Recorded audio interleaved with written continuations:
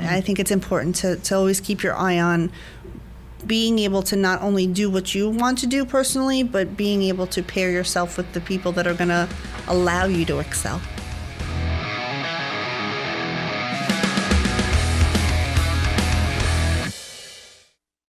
We give a warm welcome to Melissa Powell. Melissa, thank you for joining me here on Mind Your Business. Hi, thank you. Thank you for having me. I appreciate it. A real treat. Now, I like opening up with this question, which is one that I asked to C-level executives. And now you're the COO of a major group. Is this something you dreamt of when you were in high school? When I was in high school, no. Okay. When I was in high school, I wanted to be a nurse. Okay. Yeah, so always healthcare. Which is also healthcare. special because that means you're really following through on your passion. Yeah, always healthcare. But the passion for how I could help the elderly has evolved over my adult years. Wow. Special. People don't always connect the dots on their journey, but they're like, wow, I'm really up here in this executive position, but I'm helping people. At its core, it seems you're doing what you always wanted to do. Correct. Just really on a scaled level. It's really on a much greater level. And I'm able to affect more change for more individuals this way. That's correct. Now, the Allure Group, like most companies, began as a solution to a problem. Perhaps you could share that story with the listeners of Mind Your Business. Sure. So, similar to myself, the one of the owners had an experience with a family member and wasn't necessarily 100% satisfied with the level of care out in the long-term field, and became passionate about wanting to start his own group and wanting to find like-minded individuals who could really relay that mission of quality care, quality service, treating every patient like they're a family member, and being able to mix those two, where you're providing a great atmosphere, loving environments, quality care, but still running a business and doing well. Right. And I think that was the start of it. The other partners involved, they had a long history with great success of family success, and they were able to bring all of that experience to the organization, and it was a really like-minded organization moving forward. So it started from someone that had an experience with a family member, was not happy, and said, I'm going to change the world and implement it. I see how it's not supposed to be done. Correct. And I'm going to implement. It's a great story because so many people just fill the world with hot air and complain about stuff. Correct. But it's only special people that will step forward and say, okay, I see a problem. I know I have a path on how to solve it and implement it. There aren't so many people like that, but Correct. That's special. And wanting to do better for the world. That's correct. And for an industry that needs it, really does. If I may, I hope I'm not putting you on the spot with this one. What would you say differentiates your group and your facilities from the others? It's an easy question. Thank you. It is because I know it. It's our ownership. I'm proud to work for who I work for. There are a lot of, the story I told you about, the one owner who wasn't happy with what he saw happening in long-term care.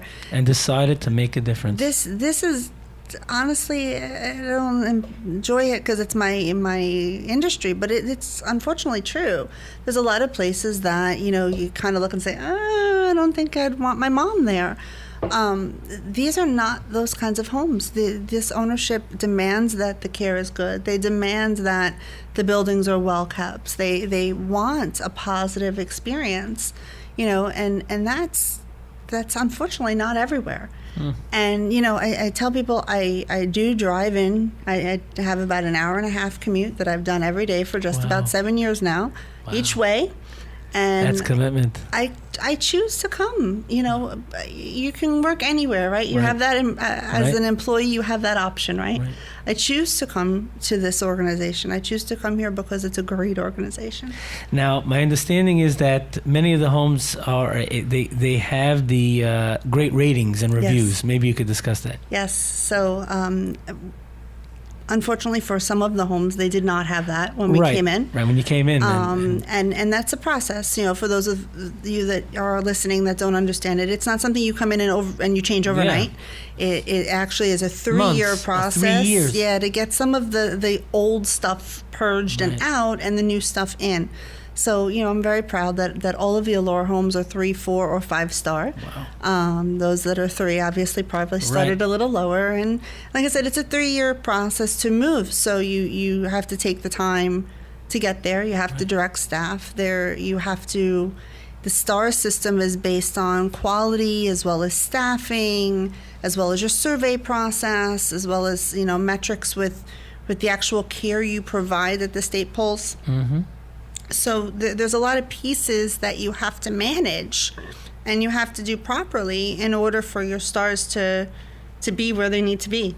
So I encourage people to look at the stars. When I have friends, ask me about facilities for their loved ones, I tell them go for a tour on an off hour, because that's when you find things out. That's how you see what really is going on. Yeah, go in the evening. Go on a Sunday afternoon.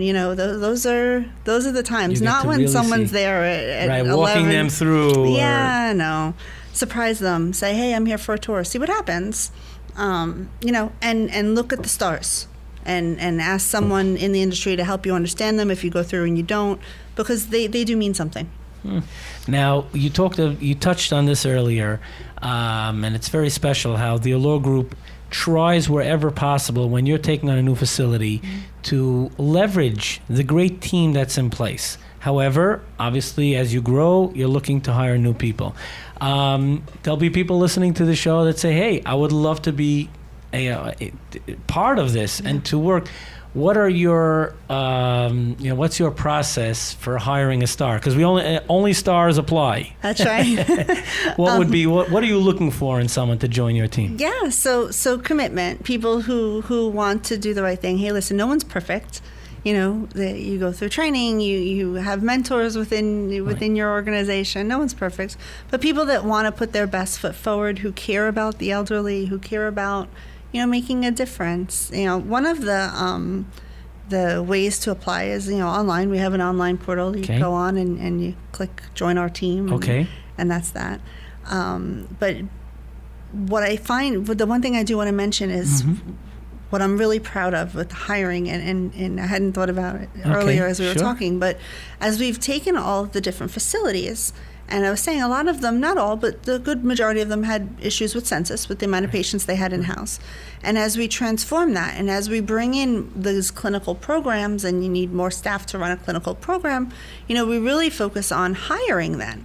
So we look to hire from the local community, obviously. So what makes me feel good at the end of the day is not only am I being able to go in and really do what makes me passionate, which is taking the failing facilities and turning them into great places, and now the patients that live there have this much better experience, as well as the staff have a much better experience, but we're able to then lend jobs, which is wonderful, to be able to employ people and add jobs. You hear so many people coming in and taking whatever business it is. It doesn't have to be healthcare and slashing and cutting costs and doing this and that.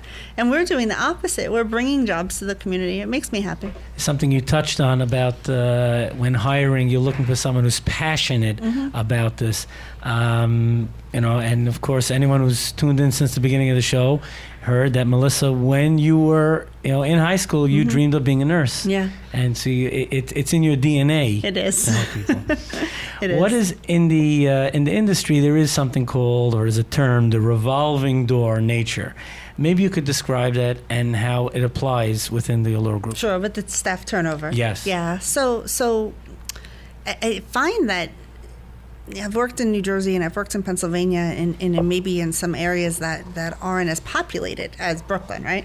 So there is definitely the ability for a revolving door, especially in Brooklyn, because there's so many employees and there's so many employers that people really have the ability to take their knowledge and jump around really easily. And you have to identify that when you're interviewing someone, that it's on their resume, and kind of speak to them about it. But I think it starts with that employer again. You have to make it a place that people want to work.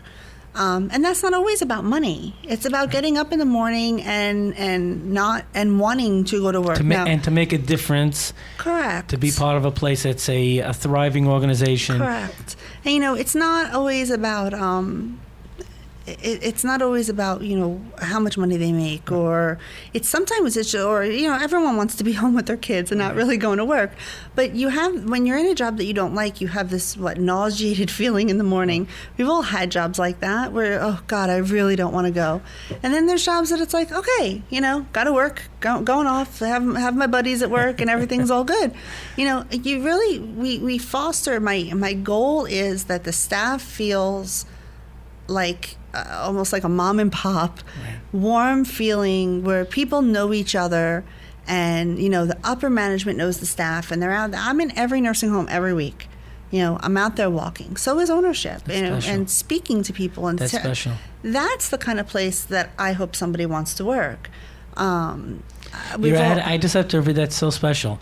Of your 6 places, and one is in Manhattan, in the upper part of Manhattan, once a week at minimum, you or management is on site. Correct. It's not just the administrator doing their thing. Oh, correct. Special. There's always access. And it's very important. Of course, it's critical. It's wow. And each administrator is doing great work. It's not a matter of checking up on them. It's a matter of not. that it's a support. It's a support, like you said. And like you said, I'm sure you continue to ask that question, what do you need? Correct. So, and again, you may get some of these questions, we need those mattresses. And we need. Sometimes I don't always like the answer, but but if they can give me a good reason, then it makes sense. Of course I do. Amazing. Now, I read in your bio that you have quite a resume, that one thing that I was really impressed with is how you manage to consistently increase your skills and responsibilities in each position.